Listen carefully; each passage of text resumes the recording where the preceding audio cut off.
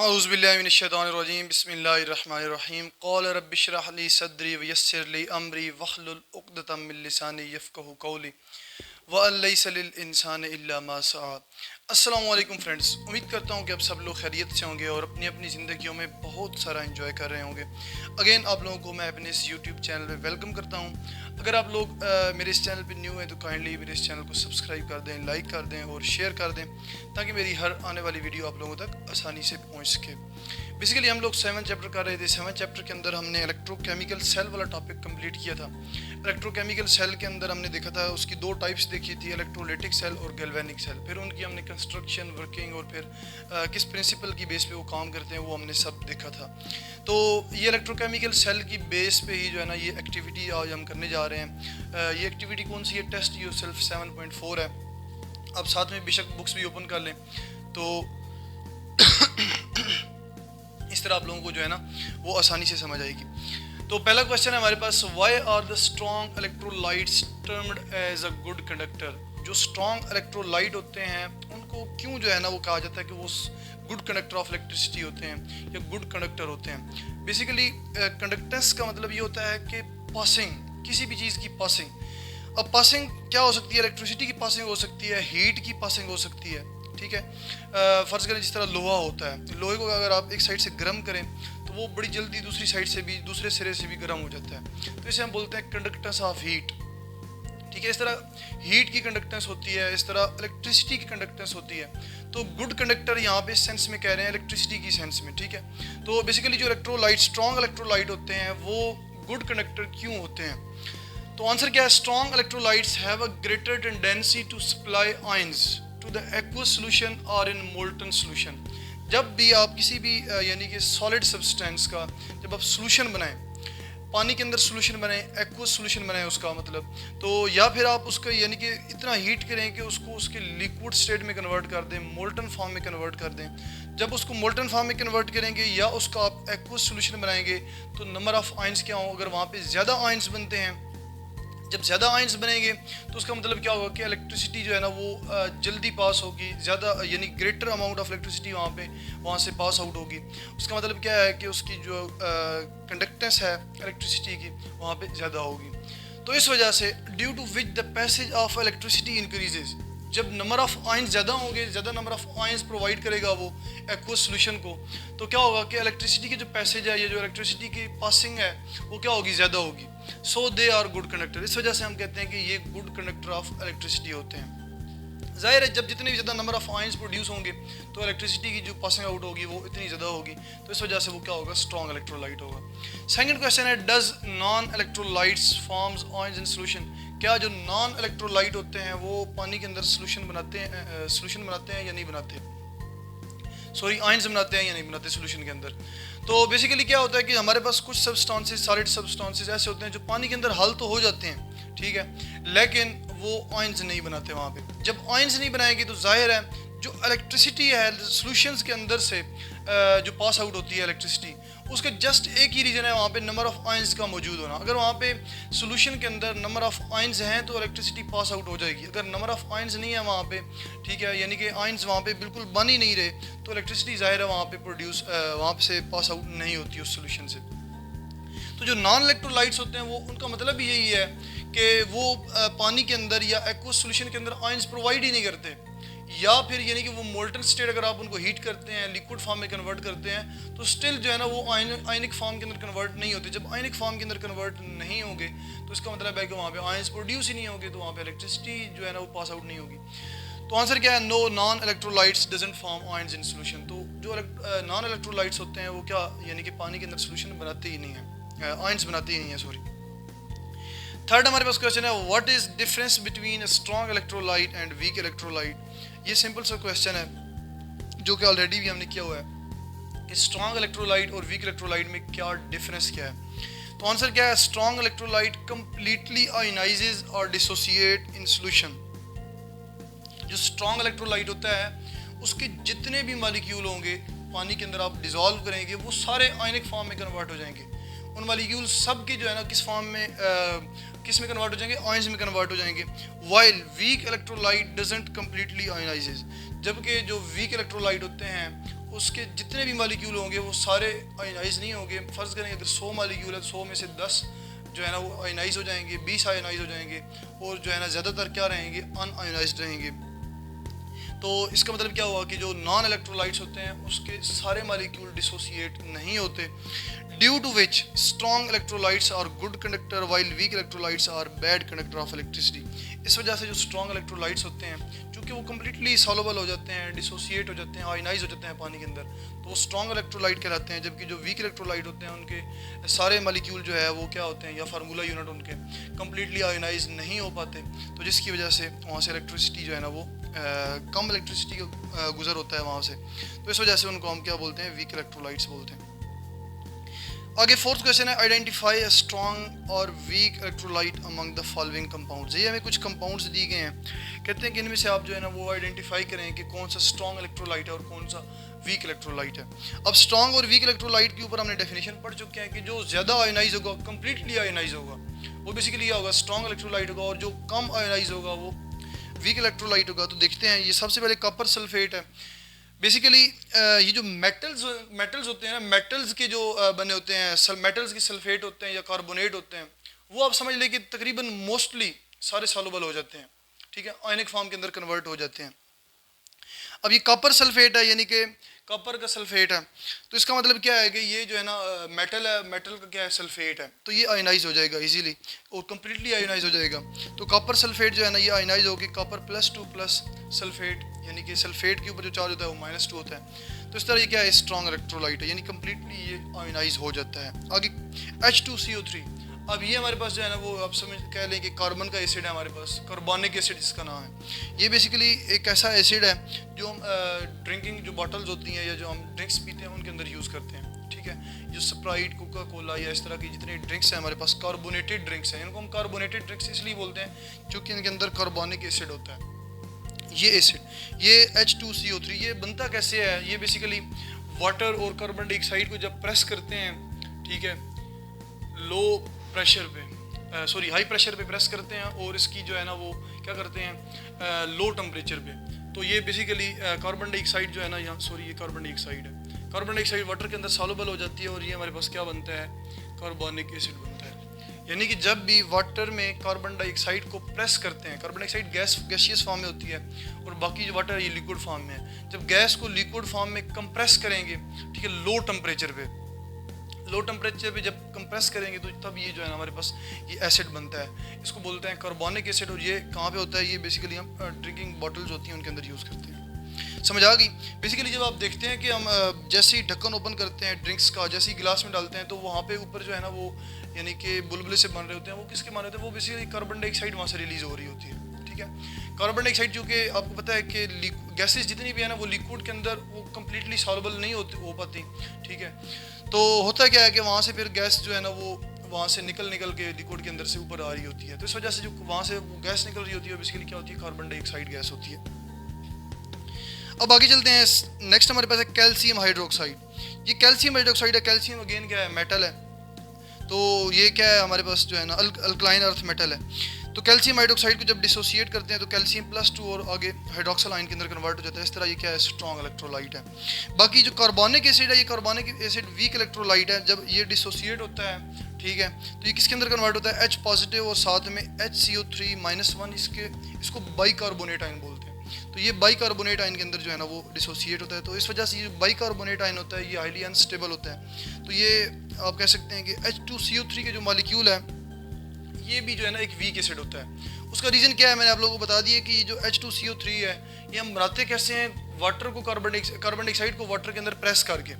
अब गैसेस जो हैं वो लिक्विड के अंदर ज़्यादा देर तक नहीं ठहर सकती, वो क्या होती हैं वहाँ से निकल जाती हैं, ठीक है, लिबरेट हो जाती हैं वहाँ से। तो इस वजह से क्या है कि ये एसिड वीक एसिड है। अब आगे चलते हैं, फोर्थ हमारे पास HCl है, ये स्ट्रॉन्ग एसिड है अगर जनरली देखा जाए तो स्ट्रॉन्ग एसिड जो होते हैं, स्ट्रॉन्ग एसिड और स्ट्रॉन्ग बेसिस जितनी भी होती हैं वो बेसिकली क्या होते हैं, स्ट्रॉन्ग इलेक्ट्रोलाइट होते हैं। तो HCl है, HCl क्या है, ये H+ और Cl- के अंदर डिसोसिएट होता है, तो ये क्या है, स्ट्रॉन्ग इलेक्ट्रोलाइट है, यानी कंप्लीटली आयनाइज हो जाता है। आगे सिल्वर नाइट्रेट है, AgNO3 ये भी क्या है, स्ट्रॉन्ग इलेक्ट्रोलाइट है, मेटल का क्या है, नाइट्रेट है, सिल्वर नाइट्रेट। तो ये जब डिसोसिएट होता है तो सिल्वर आयन के अंदर, सिल्वर कैटायन के अंदर और साथ में नाइट्रेट आयन के अंदर कन्वर्ट होता है। तो ये भी क्या है, एक स्ट्रॉन्ग इलेक्ट्रोलाइट है। बेसिकली जो मेटल के जितने भी कार्बोनेट और सल्फेट और ये जो नाइट्रेट हैं, ये बेसिकली क्या होते हैं, ये तकरीबन कम्प्लीटली डिज़ोल्व हो जाते हैं, ठीक है, कम्प्लीटली आयनाइज हो जाते हैं। तो इसका मतलब क्या होगा, फिर ये सारे क्या होते हैं, स्ट्रॉन्ग इलेक्ट्रोलाइट होते हैं। आप देख लें यहाँ पे मेटल है, कॉपर भी मेटल है, यहाँ पे कैल्शियम मेटल है और यहाँ पे HCl है। चले ये जो है ना क्लोरीन का स्ट्रॉन्ग एसिड है, यहाँ पे मेटल नहीं है। बाकी जो सिल्वर नाइट्रेट है यहाँ पे भी क्या है, एक मेटल है, सिल्वर मेटल है। तो सिल्वर के नाइट्रेट है वो, ये हमारे पास कैल्शियम का हाइड्रोक्साइड है, ये कॉपर का सल्फेट है। तो ये बेसिकली जितने भी मेटल के कार्बोनेट हो गए, मेटल के सल्फेट हो गए, मेटल के नाइट्रेट हो गए, ये कम्प्लीटली आयनाइज हो जाते हैं। अब आगे चलते हैं 5th क्वेश्चन पे। Which force drives the non spontaneous reaction to takes place? कौन सी फोर्स जो है ना वो नॉन स्पॉन्टेनियस रिएक्शन को अक्कर करने में जो है ना वो या हैपन होने में हेल्प करती है, यानी कि नॉन स्पॉन्टेनियस रिएक्शन को रिएक्शन करने में मदद देती है? कौन सी फोर्स होती है? बाहर से कौन सी फोर्स देते हैं? तो बाहर से डिफरेंट फोर्सेस हम दे सकते हैं, हीट दे सकते हैं, इलेक्ट्रिसिटी दे सकते हैं। इसके अलावा लाइट की प्रेजेंस में कुछ रिएक्शन ऐसे होते हैं, जैसे अगर आप उनको अंधेरे में रखें तो वो रिएक्शन नहीं करते, लेकिन जैसे ही आप उनको जो है ना वो लाइट की प्रेजेंस में रखें तो वो फ़ौरन रिएक्शन कर जाते हैं, ठीक है। जिस तरह फॉर एग्जांपल क्लोरीन गैस और मीथेन गैस है, ये जो गैस हम घरों में यूज़ करते हैं, इसका क्लोरीन के साथ अगर आप रिएक्शन करवाएंगे अंधेरे में तो ये शायद रिएक्शन ना हो, लेकिन जैसे ही आप इसको लाइट की प्रेजेंस में यानी कि धूप में रखेंगे, इसका रिएक्शन करवाएंगे तो ये बड़ा जल्दी विगोरियस रिएक्शन होगा, ठीक है। तो इस तरह जो है ना कुछ रिएक्शन ऐसे होते हैं जो अंधेरे में नहीं हो पाते लेकिन लाइट में हो जाते हैं। तो इसका मतलब क्या है कि लाइट की प्रेजेंस में वो रिएक्शन होते हैं। वैसे वो नॉन स्पॉन्टेनियस होते हैं, जैसे आप बाहर से लाइट प्रोवाइड करते हैं वो रिएक्शन हो जाता है। इस तरह कुछ रिएक्शन, जिस तरह इलेक्ट्रोलिटिक सेल के अंदर हमने रिएक्शन देखा, वो नॉन स्पॉन्टेनियस रिएक्शन है। उसमें से जब हम क्या करते हैं, इलेक्ट्रिसिटी पास आउट करते हैं, तब जो है ना वहाँ पर रिएक्शन होता है। तो इसके अलावा हमारे पास जो है ना वो हीट भी हम समटाइम यूज़ करते हैं। कुछ रिएक्शन ऐसे होते हैं अगर आप दो रिएक्टेंट को मिला दें वो आपस में रिएक्ट नहीं करेंगे, लेकिन जैसे ही आप उनको हीट देंगे, उनको गर्म करेंगे तो क्या होगा, वो दोनों रिएक्टेंट आपस में रिएक्ट करके प्रोडक्ट बना देंगे। ये सिंपल है, ठीक है। तो आंसर क्या था, electric force drives the non spontaneous reaction in electrolytic cell. Electrolytic cell के अंदर बेसिकली चूँकि यहाँ पे हमने इलेक्ट्रोलिटिक सेल के एंगल से ये सारी चीज़ें पढ़ी हैं तो इस वजह से ये मैंने लिखा है यहाँ पे। The electric force drives the non spontaneous reaction in electrolytic cell. Heat और light energy is also used for some other non spontaneous reactions. आगे छठा क्वेश्चन है, which type of chemical reaction takes place in electrolytic cell. Electrolytic cell के अंदर किस type का chemical reaction होता है? आंसर क्या है, the electrolytic cell, in electrolytic cell a non-spontaneous redox reaction takes place in electrolytic cell in the presence of electricity where first electrical energy is converted into chemical energy। कहता है कि electrolytic cell के अंदर जो non spontaneous reaction होता है वो basically क्या है, एक जब हम उसमें से इलेक्ट्रिसिटी पास आउट करते हैं तो फिर रिडॉक्स रिएक्शन होता है, ठीक है। नॉन स्पॉन्टेनियस रिडॉक्स रिएक्शन होता है। रिडॉक्स रिएक्शन मीन्स कि फिर जैसे इलेक्ट्रिसिटी पास आउट करते हैं उसमें से तो क्या होता है कि ऑक्सीडेशन और रिडक्शन रिएक्शन होते हैं। एक इलेक्ट्रोड के ऊपर ऑक्सीडेशन हो रही होती है और दूसरे इलेक्ट्रोड के ऊपर रिडक्शन हो रही होती है। तो इसका मतलब क्या है कि रिडॉक्स रिएक्शन हो रहा है। तो where first electrical energy is converted into chemical energy. इसका मतलब ये है कि पहले आप बाहर से इलेक्ट्रिसिटी देंगे तो जो इलेक्ट्रिकल एनर्जी होगी वो किसके अंदर कन्वर्ट हो रही होती है, केमिकल एनर्जी के अंदर कन्वर्ट हो रही होती है। आगे 7वां क्वेश्चन है, what type of reaction takes place at anode in electrolytic cell. Electrolytic cell के अंदर जो एनोड है उसके ऊपर कौन सा रिएक्शन होता है, ऑक्सीडेशन होती है या रिडक्शन होती है?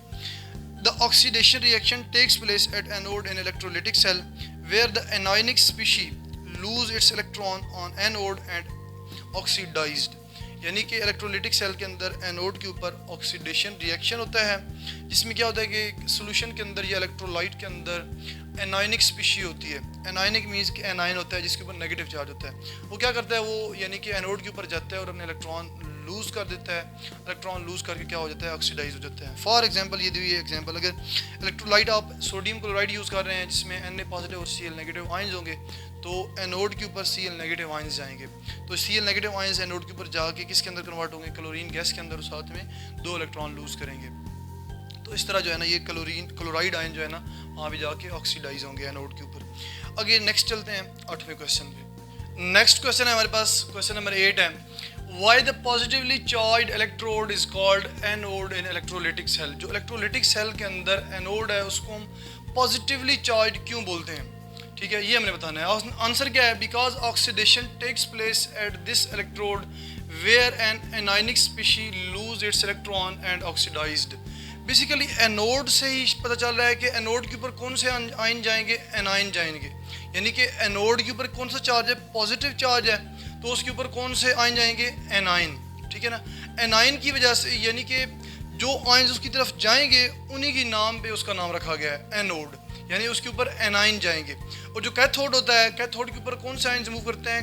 कैटायन मूव करते हैं। क्यों? क्योंकि उसके ऊपर नेगेटिव चार्ज होता है, इस वजह से उसको जो है ना हम कैथोड बोलते हैं। तो बेसिकली इसी वजह से यानी कि इलेक्ट्रोलाइटिक सेल के अंदर एनोड को हम इसलिए एनोड बोलते हैं क्योंकि उसके ऊपर एनायनिक स्पीशी जाती है और वहाँ पे जाके इलेक्ट्रॉन क्या करती है? लूज़ करती है।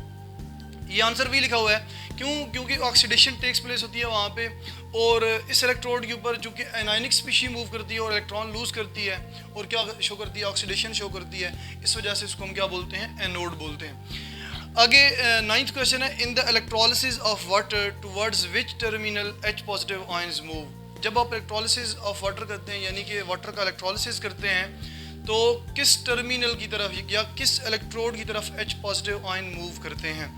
तो आंसर क्या है? During the electrolysis of water the H positive ion moves towards negatively charged electrode which is called cathode.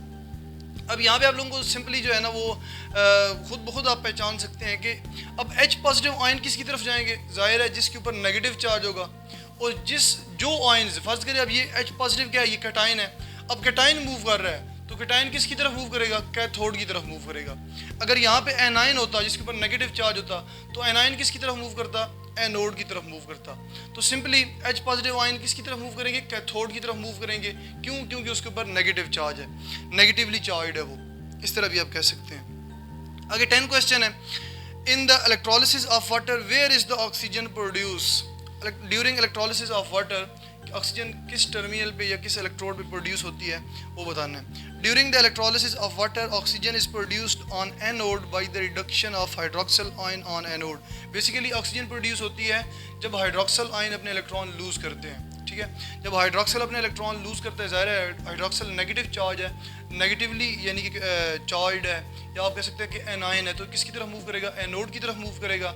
और एनोड पे जाके ये क्या करेगा? अपने इलेक्ट्रॉन लूज करेगा और क्या शो करेगा? ऑक्सीडेशन शो करेगा। तो वहाँ पे बेसिकली क्या प्रोड्यूस होगी? फिर ऑक्सीजन गैस प्रोड्यूस होगी। आगे 11th क्वेश्चन है, towards which electrode of the electrolytic cell moves the cation and what does they do there। Electrolytic cell के अंदर कैटायन किस साइड में मूव करते हैं और उनका क्या काम होता है वहाँ पे? तो बेसिकली ये ऑलरेडी सारी चीज़ें बता चुका हूँ मैं कि इलेक्ट्रोलिटिक सेल के अंदर जो कैटायन होते हैं वो किसकी तरफ मूव करेंगे? कैथोड की तरफ मूव करेंगे। कैटायन से शो हो रहा है किसकी तरफ मूव करेंगे? कैथोड की तरफ, जिसके ऊपर क्या होता है? नेगेटिव चार्ज होता है या वो नेगेटिवली चार्ज होता है। During the electrolysis in electrolytic cell the positive ion cation move towards cathode and reduced by gaining electrons from cathode. और वहाँ पे जाके क्या करेंगे? यानी कि जो पॉजिटिव आयन होंगे वहाँ पे जाके इलेक्ट्रॉन गेन करेंगे कैथोड से। क्यों? क्योंकि कैथोड के ऊपर नेगेटिव चार्ज होता है, उसके पास इलेक्ट्रॉन होते हैं जो दूसरी साइड से आ रहे होते हैं। तो वो बेसिकली कैटायन क्या करता है? इलेक्ट्रॉन गेन करके रिडक्शन शो करता है वहाँ पे, या आप कह सकते हैं वहाँ पे रिड्यूस होता है। आगे 12th क्वेश्चन है, how the half cell of galvanic cell are connected. जो गैल्वेनिक सेल के दो अलग से हाफ सेल हैं वो किस तरह आपस में कनेक्टेड होते हैं? एक तो वो वायर से कनेक्टेड होते हैं, बेसिकली वो कनेक्टेड होते हैं किसके ज़रिए? सॉल्ट ब्रिज के ज़रिए कनेक्टेड होते हैं। What is the function of salt bridge? Salt bridge का फंक्शन क्या है? तो आंसर क्या है? The half cell of galvanic cells are connected through salt bridge and the function of the salt bridge is to keep the solutions of two half cell neutral by providing a pathway for migration of ions. मैंने आप लोगों को पहले ही बता चुका हूँ कि अगर ये सॉल्ट ब्रिज ना हो तो दोनों साइडों पे जब आप वायर से दोनों सॉल्यूशंस को कनेक्ट करेंगे, दोनों इलेक्ट्रोड्स को कनेक्ट करेंगे जो डिफरेंट सॉल्यूशंस के अंदर डिप हैं, तो वहाँ पे क्या होगा कि वहाँ पे एक साइड पे आयंस की क्वांटिटी बढ़ जाएगी और एक साइड पे आयंस की क्वांटिटी कम हो जाएगी अगर आप सॉल्ट ब्रिज यूज़ नहीं करते। तो सॉल्ट ब्रिज के बेसिकली क्या काम होता है? सॉल्ट ब्रिज का मतलब क्या है कि उसके अंदर सॉल्ट का सोल्यूशन है। ठीक है, अब सॉल्ट के सोल्यूशन में यह है उसके पास भी पॉजिटिव और नेगेटिव आयंस हैं, तो जिस साइड पे पॉजिटिव आयन कम होंगे वो साइड पे क्या करेगा? यानी कि पॉजिटिव आयन भेज देगा। ठीक है, या वहाँ पे क्या करेगा? पॉजिटिव आयन अगर कम हो गए तो वहाँ पे पॉजिटिव आयन और भेजेगा, तो जो एक्स्ट्रा नेगेटिव आयन होंगे वहाँ पे वो क्या कर देगा? उनको न्यूट्रल कर देगा। ठीक हो गया। और अगर किसी साइड पे नेगेटिव आयंस क्या है? बढ़ गए हैं अगर किसी साइड में नेगेटिव आयंस बढ़ गए या पॉजिटिव आयन बढ़ गए हैं तो जाहिर है क्या करेगा वो, यानी कि आयंस को क्या करेगा, न्यूट्रल कर देगा। तो ये सिंपल है, ठीक है, कि अगर इस साइड पे आयंस बढ़ते हैं, पॉजिटिव बढ़ते हैं तो पॉजिटिव को कम कर देगा, न्यूट्रल कर देगा, और इस साइड पे अगर नेगेटिव बढ़ते हैं तो वो क्या कर देगा, नेगेटिव को न्यूट्रल कर देगा। तो ये हमारे पास एक शॉर्ट सा जो है ना वो आप कह सकते हैं शॉर्ट क्वेश्चन थे। ये 12 क्वेश्चन थे और 12 क्वेश्चन टोटली शॉर्ट क्वेश्चन थे, दो दो तीन तीन लाइनों का आंसर थे इनके, और ये सारी वही चीज़ें जो ऑलरेडी हम लोग पढ़ चुके हैं, तो इतनी मुश्किल चीज़ें नहीं हैं। तो उम्मीद करता हूँ ये सारी चीज़ें आप लोग समझ चुके होंगे। तो इसके साथ मैं अपना लेक्चर एंड करता हूँ, इंशाल्लाह मिलते हैं नेक्स्ट लेक्चर में। तभी तक अपना बहुत सारा ख्याल रखिएगा। इसी के साथ ही अल्लाह हाफिज़।